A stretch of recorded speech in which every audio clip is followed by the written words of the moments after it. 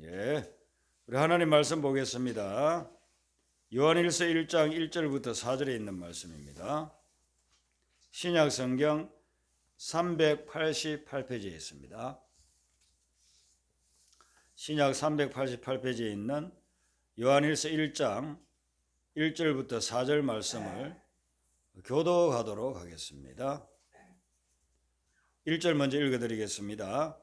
태초부터 있는 생명의 말씀에 관하여는 우리가 들은 바요 눈으로 본 바요 자세히 보고 우리의 손으로 만진 바라.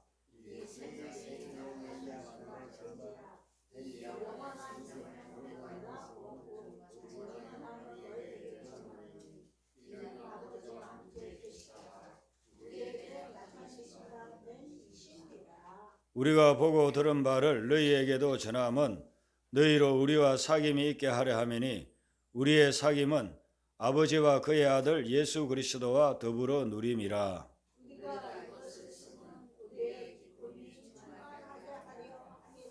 아멘.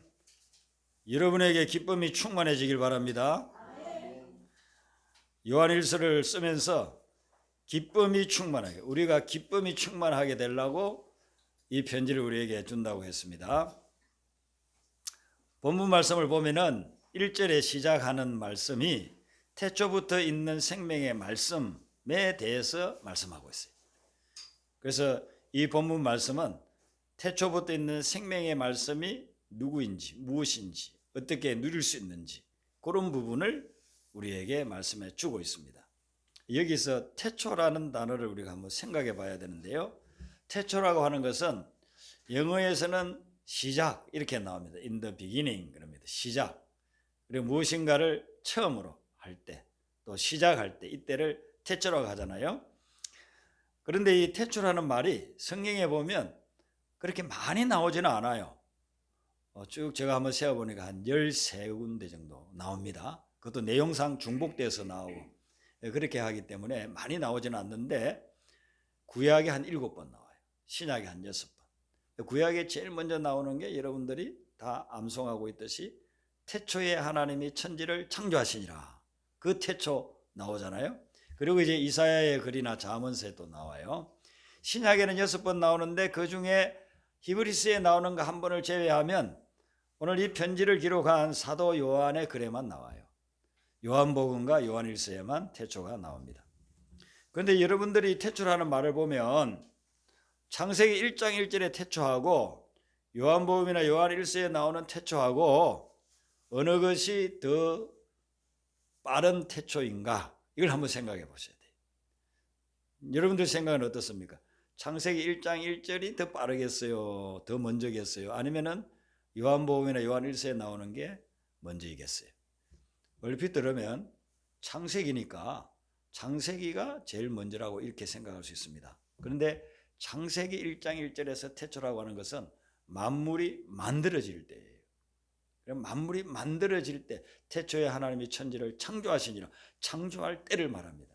그런데 여기 요한복음이나 요한일서에서 말하는 태초는 그것보다도 훨씬 이전에 창조되기 이전 그때부터를 태초로 지금 이야기를 하고 있습니다. 그러니까 창세기를 기록한 분은 모세잖아요. 그리고 요한복음이나 요한일서를 기록한 분은 사도 요한이잖아요. 거의 1600년 차이가 나요. 근데 1600년 전에 태초라고 한 것이 1600년 후에 태초라고 한 것보다도 오히려 늦어요. 이것은 굉장히 중요한 걸 이야기해 주는데 오늘 말씀에 보면은 생명의 말씀, 생명, 영원한 생명 1, 2절에 나오잖아요. 이것은 전부 다 예수님을 이야기해요. 근데 예수님을 이야기하면서 다 생명이 들어가요. 생명의 말씀, 생명, 영원한 생명. 근데 그 생명이 어떤 생명이에요? 영원한 생명. 영원한 생명은 시작도 끝도 없어요. 만약에 끝이 있다고 하면 영원하지 않아요. 1000년 후에 5000년 후에 뭐 10,000년 후에 끝난다. 그러면 그걸 영원하다고 하지 않아요. 영원하다는 것은 시작도 없고 끝도 없는 거예요. 예수님이 바로 그런 분인 것을 여기에서 이야기를 해주고 있습니다.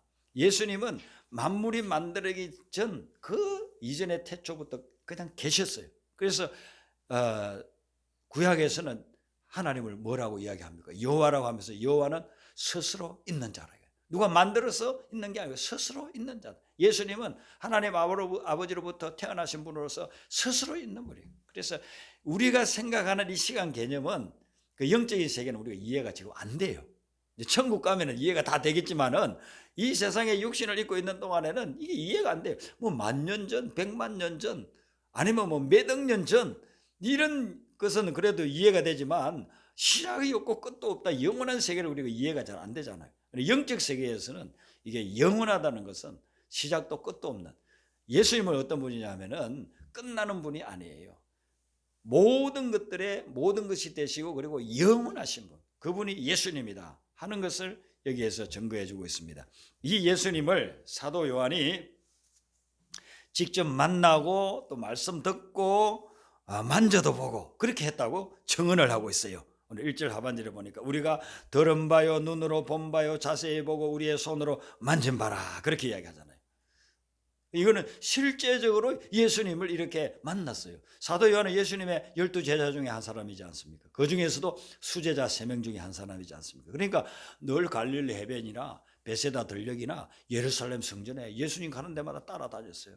3년 반 동안 예수님과 같이 식사하고 예수님 말씀하면 참 은혜로운 말씀입니다, 할렐루야, 그렇게 듣고 또 잘 때는 예수님하고 같은 집에서 잤어요. 12제자들을 데리고 다니면서 예수님이 기거를 하셨잖아요.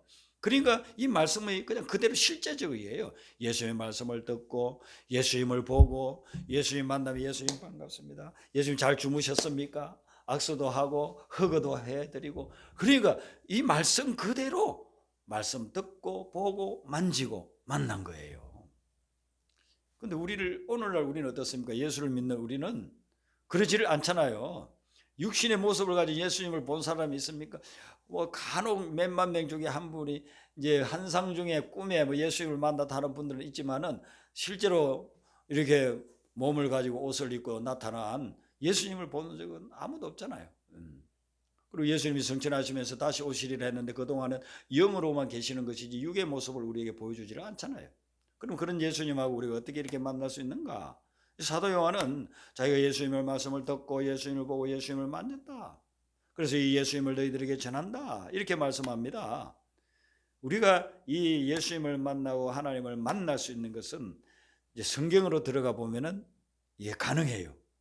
영적인 분이기 때문에, 지금은 성령으로 계시는 분이기 때문에 우리가 육신의 눈으로는 보이지는 않지만 그러나 그 주님을 만나고 주님의 음성을 듣고 주님과 교제하고 사귈 수 있다. 그것을 우리는 성경을 통해서 알 수 있는 겁니다. 그래서 여러분들이 말씀 속에 들어가지고 말씀을 묵상하면 그 말씀을 통해서 오늘날도 여러분들에게 말씀하시는 분이 주님이신 줄로 믿습니다. 그래서 여러분들이 아침에 일어나서 하루를 시작하기 전에 반드시 하나님의 말씀으로 주님을 만나세요. 네. 말씀 속에 음성을 들려주는 거예요. 자, 우리가 역사적인 인물을 한번 보세요. 그 역사적인 인물을 세종대왕이나 이순신이나 우리 민족 전체가 존경하는 분들인데 그분들 만난 적이 있습니까? 그런데 우리는 세종대왕 그때 살았어, 이순신 그때 임진왜란 때 우리나라를 구해줬잖아, 세계적인 그런 이 전략가고 이 그런 해군, 모든 전 세계의 해군들이 있는 그런 독볼에 이순신 장군이 다 들어가는 거예요. 그런 대단한 분이, 우리가 어떻게 입증해봐면 입증을 어떻게 해요? 입증 못하죠. 그런데 역사의 기록이 쫙 있잖아요. 역사의 기록을 보면서 이순신이 지금으로부터 한 60여 년 전에 살았고 나라가 그렇게 위태로울 때에 그 전술 전략을 잘 구사해가지고 10배, 100배 많은 적군들을 다 물리치고 나라를 구했다. 우리가 알잖아요. 누구든지 뭐 초등학생도 다 이야기하잖아요. 똑같이 하나님은 보이지는 않지만 기록된 말씀 속에서 우리는 하나님을 만날 수 있어요. 오늘도. 그래서 말씀 속에서 여러분들이 날마다 주님을 만나게 되시기를 바랍니다. 네. 하나님을 체험할 수 있는 거예요. 그리고 그 말씀을 가지고 그 말씀대로 살았더니만 놀라운 역사가 일어나잖아요. 그러면 그 하나님이 하시는 거예요. 하나님이 주신 말씀대로 따랐더니만은 하나님이 주시고자 하는 그런 약속들이 성취가 되었다. 내 삶에 놀라운 일들이 일어나더라. 그러면 이거 하나님이 살아계셔서 지금도 역사하니까 그런 일이 일어나는 것이지, 하나님이 죽어서 없는 분이라고 한다면 절대로 그런 일이 일어날 수가 없어요. 하나님께서 말씀을 통해서 우리를 만나도록 해주셨고, 또 하나는 기도를 통해서 하나님을 만날 수가 있어요. 기도는 하나님과 대화하고 하나님의 음성을 듣는 거예요. 그래서 여러분들이 기도 속으로 들어가면 하나님을 그 기도 속에서 만날 수 있는 것을, 저는 새벽마다 저녁마다 하나님을 만나요. 그러면 어떤 사람은 그럴 거예요.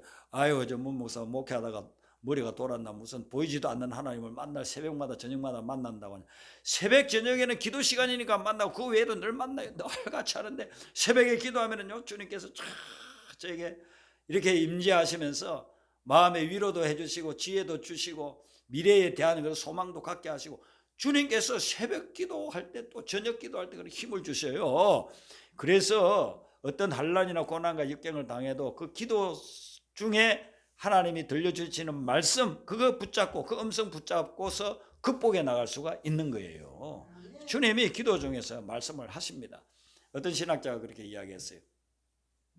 기도를 하지 않는 사람은 하나님을 믿지 않는 사람이다 그랬어요. 제가 처음에 그 구절을 읽을 때는 좀 충격을 받았어요.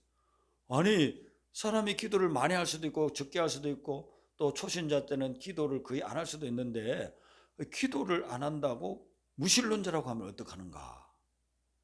그런데 그 글을 이제 계속 읽어 나가 보니까 기도를 안 한다는 것은 뭐냐면은 하나님이 계시다는 것을 믿지 못하기 때문에 기도를 안 한다는 거예요.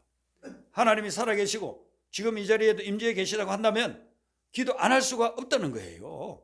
우리가 가족들이 같이 지내는데 아버님 여기 앉아 계시고 어머님 여기 앉아 계시고 동생 여기 있고, 그러면은 가족들이 식사하면서 서로 이야기하고 대화를 나누고 그리고 눈빛을 주고받고 교주를 하잖아요. 근데 집에 들어와 가지고 아버지 어머님 있고 형제 자매들이 있는데도 한마디도 안 하고 눈빛도 주지 않고 눈인사도 하지도 않고 그렇게 지방에 들어갔다가 또 나오고 한다면 그 가족이라고 할 수 있겠습니까? 가족이라고 할 수가 없어요. 그러니까 하나님이 살아계시고 하나님이 내 삶을 모든 것을 주관하시는 분이다, 이것을 믿는다고 한다면 기도 안 할 수가 없다는 거예요. 그래서 요즘 우리가 새벽 기도를 여기에서 이제 저하고 저희 집사람하고 또 반주하는 집사님 나올 때 같이 나와서 이렇게 예배를 드리거든요. 그리고 이렇게 인터넷을 통해서 우리 권사님들 집사님들 댁에서 또 새벽 기도 하잖아요. 그래서 제가 그렇게 하면서 하나님께 참 감사를 했어요. 이 코로나가 준 선물 중에 하나가 있거든. 우리 권사님도 저 멀리 살고 또 집사님 저 서울에 살고 여기 새벽마다 오실 수가 없잖아요. 또 이렇게 요즘처럼 또 눈이 와가지고 미끄러워서 또 오실 수도 없잖아요. 그런데 이렇게 인터넷을 통해서 라이브 톡을 다 켜놓으면 우리 집사님 권사님들이 다 들어오셔가지고 같이 찬양하고 말씀 나누고 또 개인기도 들어가고, 그렇게 하니까 세상이 얼마나 좋습니까? 제가 집사님 권사님들 장로님들 보지를 못해도 다 지금 예배 드리고 계시구나 하는 걸 제가 알잖아요. 하나님이 우리 눈에 보이지는 않는 분이에요. 그런데 우리가 기도할 때 우리가 하나님의 존재를 체험할 수가 있는 거예요. 하나님이 계시구나. 기도하면서 하나님이 내 음성을 들으시는구나, 하나님이 내 기도를 들으시는구나, 하나님이 내 삶을 주관하시는구나, 그걸 깨닫게 되는 거죠. 그래서 기도를 통해서 우리는 계속 하나님을 만날 수가 있어요. 그리고 믿음의 사람들, 그리고 우리 삶 속에 일어나는 여러 가지 사건들, 이런 것들을 통해서 하나님이 살아계심을 체험할 수 있는 거예요. 이스라엘 백성들은 광야로 들어갔을 때에 하나님하고 기도할 줄도 몰랐어요. 400년 이상을, 거의 430년을 애굽에서 살면서 나중에는 종살이하면서 하나님과의 관계가 별로 형성되어 있지 않았어요. 그런데 이 이스라엘 백성들이 광야를 지나면서 어떻게 하나님을 체험했는가? 모세를 통해서 역사하시는 것을 보고 하나님을 체험한 거예요. 모세가 기도하는 모습을 보면서, 모세가 기도하면은 만나가 내리고, 모세가 기도하면은 막 생수가 터져 나오고, 모세가 기도하면 메추라기 떼가 몰려와서 고기를 먹게 하고, 그런 걸 보면서 모세 당신이 기도하면 하나님이 이렇게 살아계심을 보여주시는, 역사하시는 거예요. 그걸 통해서 이스라엘 백성들은 하나님을 체험한 거예요. 그래서 우리가 이 믿음의 공동체가 너무너무 중요한 거예요. 교회라고 하는 이 공동체가 서로 쓰러지고 넘어질 때 붙잡아 줄 수가 있는 거예요. 교회 공동체에서 나는 지금 하나님 살아계심을 제대로 체험할 만한 그런 말씀 묵상도 기도의 깊은 세계도 못 들어간지만 내 주변에 내 옆에 있는 성도님들을 통해서 그분들이 하나님을 만나고 체험하는 걸 보면서 우리도 하나님을 체험하게 되는 거예요. 우리가 이렇게 기도드렸더니 하나님이 저분의 문제를 해결해 주시구나. 우리가 저렇게 기도드렸더니만은 저분에게 저런 놀라운 역사가 일어나구나. 그런 걸 보면서 하나님은 살아계시구나. 그걸 느끼게 되잖아요. 이번에 우리가 이렇게 이전을 하면서 우리 성도님들이 참 교회를 위해서 기도를 많이 하시는구나 걸 제가 순간순간 느꼈어요. 순간순간 느꼈는데 이 인테리어하고 막 그렇게 했잖아요. 그리고 저기는 또 철거를 다 해야 돼요. 폐기물 처리를 안 하면은 아예 보상금도 안 나온대요. 그런데 인테리어 하는 분들은 두 분이 다 목사님, 철거하는 분은 또 만나서 이야기하다 보니까 집사님, 이사하는데 이삿짐 센터 하는 분도 집사님, 거기 일하러 오신 분 중에 두 분 있는데 한 분은 장로님, 한 분은 집사님. 아니 우리나라에 크리스찬 인구가 10% 많이 잡아야 10%잖아요. 그렇게 교회 주일날 왔다 갔다 하고 하는 분들은 뭐 그냥 이름만 있는 분들까지 다 합치면 한 20%. 20%면은 한 1,000만 잡는데 1,000만은 아닌 것 같고 지금 주일 예배 드리고 이렇게 주일 성수하고 좀 제대로 신앙생활 하는 분들은 한 500만 정도 되지 않을까 싶어요. 그런데 그 많은 사람들 중에서요. 어떻게 그렇게 믿는 사람들이 한결같이 자기 일처럼 그렇게 해주셔요. 그렇게 하시고 우리 교회 성도도 아닌데도 불구하고 참 헌신을 하시는 분들도 있고 그런 것들을 보면서 하나님이 살아서 역사하신다는 것을 제가 아주 순간순간 체험했어요. 하나님께서 이 믿음의 공동체를 통해서 살아계심을 보여주는 거예요. 이렇게 체험을 했던 사도 요한이 그 체험을 이렇게 전한다라고 그렇게 이야기를 하고 있습니다. 왜 그러냐 하면은 그 체험을 통해서 그는 너무나도 큰 유익을 얻었기 때문에 영적인 유익을 얻었기 때문에 그것을 전한다는 거예요. 우리가 이게 체험을 하면 어떤 유익을 얻느냐 하면 체험을 하지 않았을 때는 깨닫지 못한 진리를 깨닫게 돼요. 야곱은 자기 아버지 어머니하고 수십 년 동안 같이 생활하면서 신앙생활을 했습니다. 이삭과 리브가 더불어서 형 에사하고 그렇게 우리로 치면 그냥 매주일 한 번씩 모여서 예배드리고 가정 예배도 드리고 그렇게 했는데도 불구하고 하나님이 자기하고 함께 계신다는 것을 깨달지를 못했어요. 근데 형을 속이고서 거짓말 해가지고 형이 나중에서는 화가 나가지고 그를 죽인다고 하니까 야반 도주를 해서 루스 광야에서 혼자 잠을 잘 때 그때에 꿈속에서 천사가 나타나고 하나님이 말씀을 해줘요. 네가 어디를 가든지 내가 같이 할 거고 네가 돌아올 때까지 같이 있겠다. 그런 말씀을 쭉 해주는 거예요. 그걸 듣고서 야곱이 일어나가지고 뭐라고 고백하느냐 하면은 창세기 28장 16절에 여호와께서 과연 여기 계시거늘 내가 알지 못하였도다. 여호와께서 과연 여기 루스 광야예요. 거기는 집이 없어요. 사람들 없어요. 뭐 예수 믿는 사람들이 모여서 예배드리는 교회 공동체도 없어요. 자기 혼자 헬헬 단신이 돼가지고 혼자서 쫓겨다니면서 지쳐가지고 돌베개 하고서 자고 있는데 거기에 천사가 나타나고 하나님의 음성이 들려왔어요. 그러고 난 후에 그는 고백합니다. 바로 하나님이 바로 여기 계심에도 불구하고 내가 알지 못하였다. 야곱이 쫓겨다니기 전에도 집에 있을 때에도 하나님이 바로 거기 계셨어요. 양을 치러 들판에 나갔을 때도 하나님 그 들판에 바로 거기 계셨어요. 그런데 한 번도 그걸 못 깨달았어요. 근데 꿈속에서 하나님을 만나고 천사를 보고 난 후에 그 체험을 하고 난 후에 비로소 깨달았어요. 그래서 내가 어디를 가든지 하나님이 나와 항상 함께 하시는구나. 그걸 깨닫고 앞으로 펼쳐질 어떤 상황에도 절대로 좌절하지 않고 담대하게 살아가겠다. 그래서 열심히 살아가잖아요. 우리가 체험을 하면은 영적 세계를 깨닫게 됩니다. 그건 남의 이야기가 아니고 책에서 들은 이야기가 아니라 내 것이 되는 거예요. 내가 체험하면 그래서 깨닫게 되는 것이죠. 그 깨닫는 과정들을 성경은 우리에게 증언을 하고 있는 것이죠. 하나님은 어디에나 계신데 우리가 신앙생활을 하면서 그것을 깨달지를 못해요.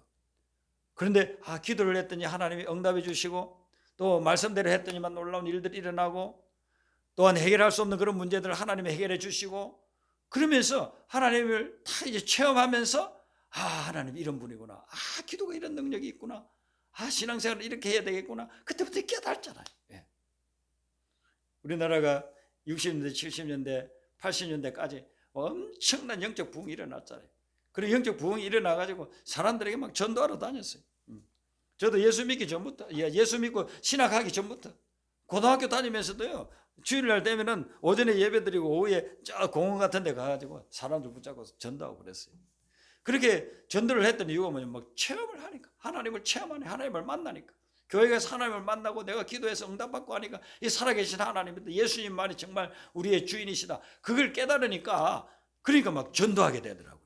신학교 가서는 그냥 매주 전도하러 나갔어요. 병원에 가서 전도하기도 하고 아파트에 전도하기도 하고 전도하러 그렇게 열심히 다녔어요. 주님을 만날 때, 그 체험할 때 그 진리가 깨달아지고 내 것이 되었어. 그래서 증거하게끔 그렇게 변화가 되더라 이거죠. 새롭게 하소서라고 하는 그런 방송이 있잖아요. 우리 그리스도인들은 많이들 보고 또 듣기도 했을 텐데 원래는 라디오 방송으로 시작됐어요. 1980년에 시작했으니까 지금 43년이 넘었어요. 매주 이렇게 방송되는 프로그램인데 그걸 이제 듣기도 하고 저도 이제 TV가 나오나서 TV에서 녹화해가지고 보내주고 있잖아요. 보면은 거기에 연예인들이 많이 나옵니다. 영화배우, 뭐 가수, 탤런트, 저 사람이 크리스찬이었나 할 정도의 그런 사람들이 깊은 신앙을 가지고 있는 분들이 막 있고 그러거든요. 그리고 뭐 운동선수들, 목사님들, 아프리카 오지 가서 선교사님들, 심지어는 우리가 전혀 알지 못하는 무명의 그리스도인 이런 분들이 나와서 간증을 하잖아요. 새롭게 하소서. 그 다 내용이 다양한 인생을 살아왔어요. 그리고 자기가 어떤 인생을 어떻게 살아왔는지 보면 똑같은 사람은 없어요. 그런데 딱 공통점이 있는데 그 하나는 뭐냐면은 예수님을 믿고 자기가 변화가 되었다는 거예요. 친구를 통해서, 가족을 통해서, 뭐 동료를 통해서 전도를 받아가지고 교회를 나가기 시작했는데 그 예수님을 만나고 난 후에 자기 인생에 놀라운 변화가 일어났다. 그건 다 공통점이에요. 그게 새롭게 하죠. 새롭게 하는 게 뭐지? 예수님을 믿고 변화되는 거. 그게 새롭게 되는 거예요. 그러니까 우리가 하나님을 만나면은 변화되지 않을 수가 없어요. 사람이 변화되는 게 참 어려워요. 쉽지 않습니다. 그런데 하나님을 제대로 만나면 변화의 역사가 일어납니다. 네. 하나님을 안 만나기 때문에 뭐 교회는 왔다 갔다 하지만 하나님을 만나지 못하고 습관적으로 다니니까 변화가 일어나지 않지. 하나님을 정말 만나면은 한 번 예배를 드려도 하나님을 만나면 놀라운 변화의 역사가 일어난다는 겁니다. 제가 교회 가가지고 놀란 게 그거예요. 어떤 친구는 부모님이 집사님 장로님이에요. 어떤 친구는 할아버지 때부터 장로님이에요. 대대로 장로님이에요. 그런데 신앙생활을 하는 거 보면은 하나님 없는 것처럼 그렇게 신앙생활을 하는 거예요. 그렇게 차이가 뭘까 생각했는데 연륜이 중요하고 뭐 분위기가 중요하고 몇 대가 중요한 게 아니더라고요. 내가 하나님을 만나는 게 중요해요. 저는 고등학교 1학년 때 하나님을 만났어요. 하나님을 만나니까 그렇게 그냥 기도하고 싶고 말씀 읽고 싶고 그리고 영혼들 전도하고 싶고 그리고 어릴 때부터 신앙생활 해가지고 같이 학생들인데 그 친구들은 너무 미지근하게 보이니까 왜 저러나 왜 저러나 했는데 그냥 그런 가정 분위기 속에서 살아왔을 뿐이지 하나님을 만나지를 않았어요. 하나님을 만나지를 않았기 때문에 습관적으로만 교회만 왔다 갔다 하는 것이지 그래서 삶의 변화가 일어나지를 않는 거예요. 우리 신앙생활 할 때 마찬가지입니다. 여러분들이 하나님을 만나게 되시기를 바랍니다. 아까 말씀드린 대로 말씀을 묵상하고 기도하면서 하나님을 만났어요. 자녀 교육도 보면은요, 여러분들 하나님을 만나게 하면은 자녀 교육에 대해서 신경 안 써도 돼요. 신경 안 써도 돼요. 하나님을 만나면 공부 안 하고 해도 공부하게 되고 하나님을 만나게 되면은요, 미래에 대한 사명을 받기 때문에 열정적으로 살아갈 수 있게 돼요. 하나님을 만나지 못하고 수십 년을 살아왔던 야곱, 그러니까 맨날 남 속이고 자기 이익을 위해서 세상 말로 덩쳐먹는 그런 삶만 살아온 게 야곱이었어요. 하나님을 만나고 난 후에는 편하대요. 근데 그 하나님을 또 매일 만나야 되는데 매일 만나지 못하고 또 세속으로 들어가다 보면 나중에 또 그 본성이 막 제 본성이 또 다시 살아나요. 그래서 우리는 순간순간 하나님을 만나야 하나님이 내 속에서 역사해서 거듭나고 변화되는 역사가 일어나게 될 줄로 믿습니다. 이런 체험을 이제 전하게 된다고 했는데 그 전하는 목적을 이야기하기를 3절 앞부분에 한번 보세요.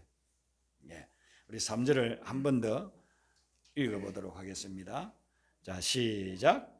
우리가 보고 들은 바를 너희에게도 전함은 너희로 우리와 사귐이 있게 하려 함이니 우리의 사귐은 아버지와 그의 아들 예수 그리스도와 더불어 누림이라. 아멘. 자, 사도 요한이 자기가 보고 들은 바, 자기가 체험한 거 이걸 갖다가 전하는 이유가 뭐냐면은 너희로 우리와 사귐이 있게 하려 함이라. 교제하기 위함이라고 했습니다. 그 어떤 분은 그런 이야기를 해요. 교회가 꼭 필요하냐? 나 혼자 집에서 성경 보고 또 요즘은 인터넷으로 다 설교도 볼 수 있으니까 집에서 그냥 TV 앞에서 예배 드리면 되지. 코로나 때 우리 체험하지 않았냐? 코로나 때 해보니까 편하고 좋더구만. 그렇게 하는 사람이 있습니다. 그런데 그런 경우는 한 가지만 알고 두 가지를 몰라서 그래요. 예수님이 이 땅에 오셔가지고 교회를 세우신 이유를 모르기 때문에 그래요. 예수님이 이 땅에 오셔가지고 교회를 혼자 신앙생활 잘해라. 제자들 데리고 다니면서 너 혼자 신앙생활 잘하고 앞으로 전도하고 각 사람이 혼자 하나님하고 신앙생활 잘하도록 하라고 하지 않았어요. 항상 두세 사람 그리고 교회를 세우노라. 성령이 임하면 교회가 세워질 것이다. 그렇게 말씀하셨어요. 왜냐하면 우리는 하나님과 단독으로만 신앙생활 하는 거 가지고는 언제든지 쓰러지고 넘어질 수 있어요. 그래서 옆에서 서로 돕고 서로 붙잡아주고 공동체를 이루어서 하나님의 사랑을 나누고 이웃을 사랑하고 그런 공동체로서 살아갈 때 우리가 인생에 참된 그 행복을 누릴 수 있어요. 그렇기 때문에 주님께서 교회를 세운 거예요. 교회의 해자는 모일 해자예요. 한 사람이 아니고 같이 모여서 그렇게 하나님을 예배하고 신앙생활 하도록 만들어 주셨다는 것입니다. 그래서 이 사도 요한은 오늘 이 말씀을 기록하는 목적, 너희들에게 보내는 목적이 뭐냐 하면 그것은 다름이 아니고 우리가 서로 사귐을 가지고 믿음 안에서 사귐을 갖기 위해서 이런 말씀을 내가 기록해서 보낸다라고서 이야기를 하고 있습니다. 요즘 우리나라를 보면은 1인 가구가 아주 급증하고 있습니다. 혼자 살아요. 가족이 해체되고 있습니다. 그래서 죽어도 몰라요. 아무도 몰라요.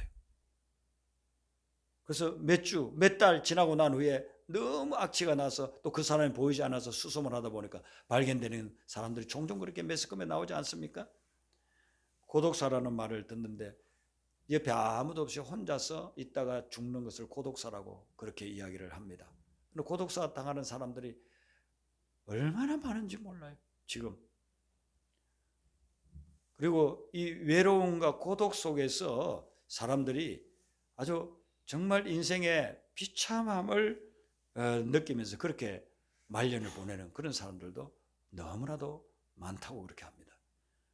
그래서 미국 이 선진국, 영국이나 이런 선진국들도 우리나라보다 더 앞서서 이렇게 가고 있는 데인데 이 사람들이 이 외로움을 질병이라고 그렇게 정의를 내렸어요. 미국의 그 보건의학 계통에 있는 분이 외로움이라고 하는 것은 이거는 질병이다라고 그렇게 이야기했습니다. 외로움, 고립감 이런 거는 일종의 유행병과 같다 그랬습니다. 그러니까 이걸 치료를 해줘야 된다는 거죠. 혼자 외롭게 그렇게 있게 하지 말고 치료를 해줘야 된다는 겁니다. 근데 이런 세대가 오기 2000년 전에 사도 요한은 우리에게 말씀하고 너희들과 사귐을 갖기 위해서 내가 이 편지를 쓴다라고 이야기하는 겁니다. 우리가 외롭고 힘들고 그러면은 그냥 내버려 두면 안 된다는 그게 우리 인생을 파멸로 몰고 간다는 거예요. 그래서 그런 것을 연구한 사람들은 이 외로움이 죽음에 이르는 병이다 이렇게까지 이야기를 하고 있어요.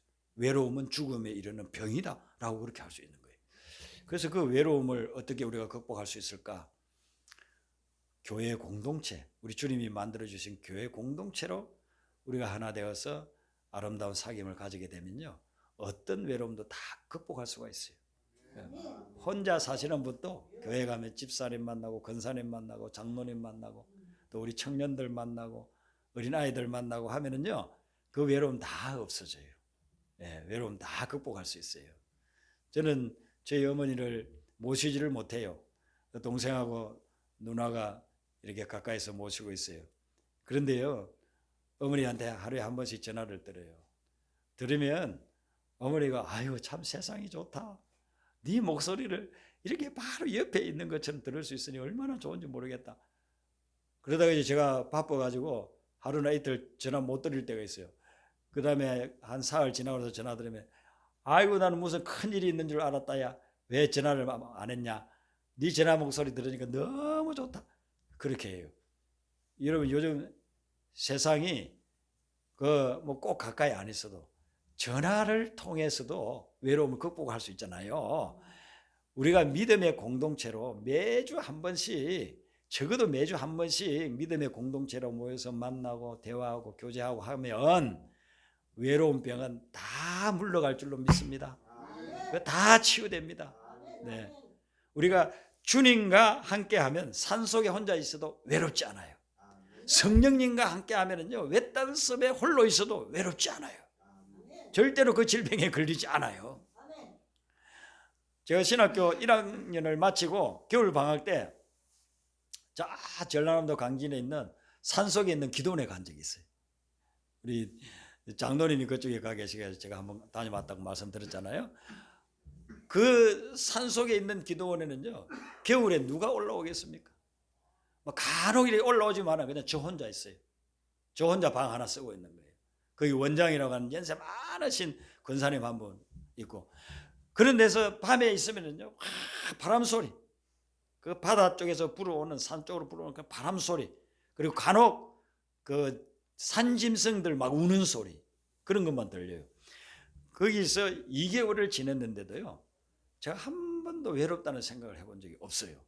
그저 기도하고 말씀 읽고 묵상하고 찬송하니까 거기 오히려 더 있고 싶었어요. 3월 달에 2학년 개학을 해야 되니까 그래서 할 수 없이 내려왔죠.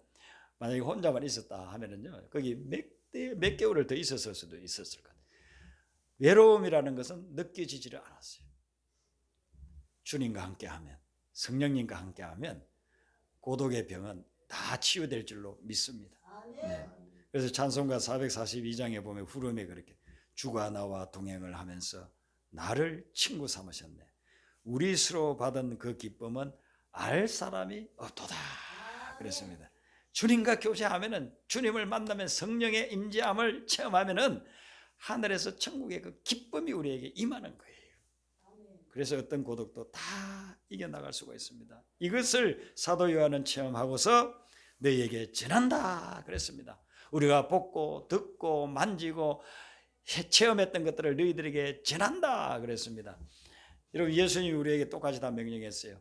너희는 가서 모든 족속으로 제자를 삼아 내가 너에게 가르쳐 준 바 모든 것을 가르쳐 지키게 하라고 그랬어요. 그러니까 여러분들 주변에도 이 사람들에게 전해야 됩니다. 예수 안에서 누리는 평안과 기쁨, 예수를 만나고 난 후에 내가 누릴 수 있는 천국의 그 기쁨들을 자꾸 전해야 돼요. 그래서 여러분들은 예수 믿는 순간부터 영적인 중매쟁이의 사명을 가지고 있는 거예요. 하나님과 그 불신자를 연결해 주는 거예요. 중매를 시켜주는 거예요. 그리고 험한 세상의 다리가 되는 거예요. 이쪽에서 저쪽 가려고 하면은요, 성과 서면 사이에는 다리가 없으면 못 가요. 제가 중고등학교 다닐 때 섬에서 오는 친구들이 있었어요. 배를 한 30분 정도 타고 옵니다. 그런데 겨울이 돼가지고 막 폭풍이 일어나고 여름에 막 태풍이 오고 이렇게 하면은 오지를 못해요. 학교 가려고 가방도 다 준비해놨고 내일 숙제도 다 준비해놨는데 그런데 올 수가 없어요. 그래서 그 친구들은 바람이 많이 불 때는 나오지를 못하니까 객언상을 한 번도 타지를 못해요. 중학교, 고등학교 3년씩 6년을 다니면서도 객언상 타는 친구가 매년 마지막에 보면 한 명도 없어요. 그 몇 번을 꼭 빠져야 되니까. 그리고 어떤 때는 이제 공부 마치고 집에 가려고 하는데 그때 또 바람이 불어가지고 배가 집으로 가지를 못해, 섬으로 들어가지를 못하고 그래요. 그런데 지금은 거기에 다리가 다 놓여져 있습니다. 다리가 놓여져 가지고 차로 5분이면 그 길 그냥 갑니다. 다리가 그렇게 참 중요한 겁니다. 여러분, 우리는 하나님과 세상 하나님과 불신자 간에 놓이는 다리인 줄로 믿습니다. 여러분들 한 분 한 분은 그렇게 다리 역할을 감당하는 겁니다. 사람들에게 전하여서 하나님 만나게 하고 예수님 만나게 해서 그분들도 외로운 병에 치유받고 주님이 주시는 기쁨과 복을 누리는 그런 역사가 일어나기를 주님의 이름으로 축원합니다. 우리 아까 불렀던 찬송 복음성가 17장 부르겠습니다.